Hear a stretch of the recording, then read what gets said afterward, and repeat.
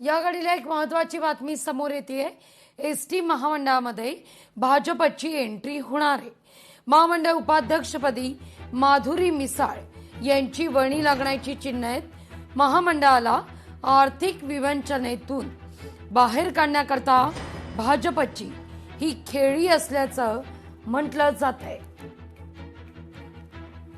अधिक माहिती घेऊया आपले प्रतिनिधी चेतन ननावरे यांच्याकडून। चेतन, काय अधिक अपडेट?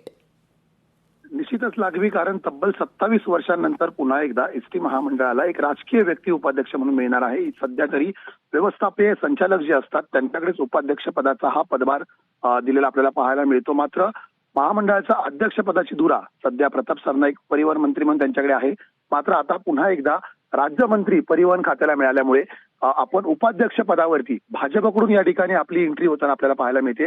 विशेष करून गेल्याच आठवड्यामध्ये मुख्यमंत्री देवेंद्र फडणवीस यांनी एसटी महामंडळाची एकंदरीत आढावा बैठक घेतलेली होती आणि एसटी महामंडळाच्या ज्या जागा आहेत त्या पीपीपी तत्वावरती विकसित करण्याचा निर्णय घेतलेला होता।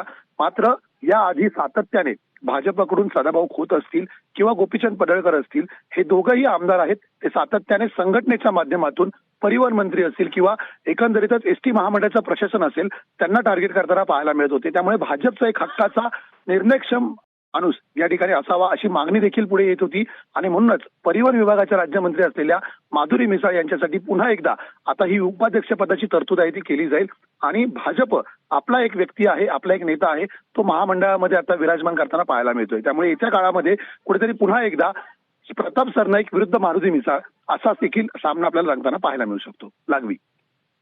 चेतन, धन्यवाद तुम्ही दिलेल्या एकूण सविस्तर माहिती करता।